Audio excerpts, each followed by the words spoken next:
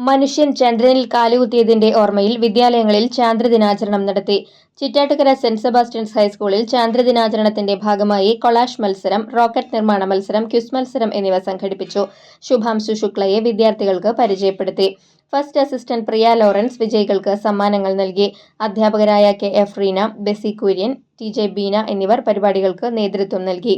ഒരു ചന്ദ്രൻ ഒരു ദർശനം ഒരു ഭാവി എന്ന സന്ദേശമുയർത്തിക്കൊണ്ട് പുതുമനശ്ശേരി എ.എം.എൽ.പി. സ്കൂളിൽ കൃത്രിമ ഉപഗ്രഹ ഗവേഷണ വാഹനങ്ങളുടെ പ്രദർശനം സംഘടിപ്പിച്ചു.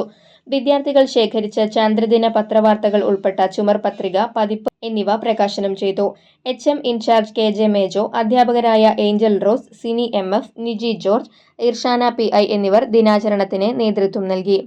റോക്കറ്റിന്റെ മാതൃക നിർമ്മിച്ചും ചന്ദ്രനെക്കുറിച്ചും ചാന്ദ്രദൗത്യത്തെക്കുറിച്ചുമുള്ള പോസ്റ്ററുകൾ നിർമ്മിച്ചും വീഡിയോ പ്രദർശനം സംഘടിപ്പിച്ചും തോയക്കാവ് കോടമുക്ക് എ.എം.എൽ.പി. സ്കൂൾ ശാസ്ത്ര ക്ലബിന്റെ നേതൃത്വത്തിൽ ചാന്ദ്രദിനാചരണം നടന്നു.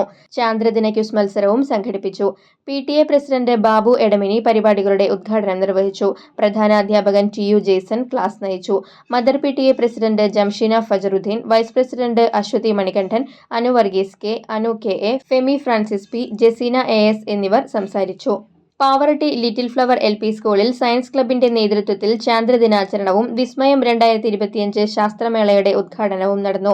ശാസ്ത്രാധ്യാപകനായ ജോൺ ക്ലിൻ കുട്ടികൾക്കായി വിവിധ ശാസ്ത്ര പരീക്ഷണങ്ങൾ ചെയ്തുകൊണ്ട് ശാസ്ത്രമേള ഉദ്ഘാടനം ചെയ്തു. മാതൃക റോക്കറ്റ് വിക്ഷേപിച്ച് ഫാദർ പ്രവീൺ പോൾ ചാന്ദ്രദിന പ്രവർത്തനങ്ങൾക്ക് തുടക്കം കുറിച്ചു. ഡോക്യുമെന്ററി പ്രദർശനം, കൊളാഷ് നിർമ്മാണ മത്സരം, ചാന്ദ്രദിന ഗാനാലാപനം, ക്വിസ് മത്സരം, ശാസ്ത്ര പരീക്ഷണങ്ങൾ, നിശ്ചല മാതൃകകൾ, ശേഖരങ്ങളുടെ പ്രദർശനം എന്നിവയും നടന്നു. പ്രധാനാധ്യാപിക പി പ്രിൻസി അധ്യക്ഷത വഹിച്ചു. ഫാദർ പ്രവീൺ പോൾ മുഖ്യപ്രഭാഷണം നടത്തി. അധ്യാപകരായ സിമി ജോസ് പോൾ, പ്രിൻസ് പോൾ, ജാസ്മിൻ തോമസ്, ഫ്രാൻസി ജോൺ, റാഫി നീലങ്കാവിൽ എന്നിവർ നേതൃത്വം നൽകി.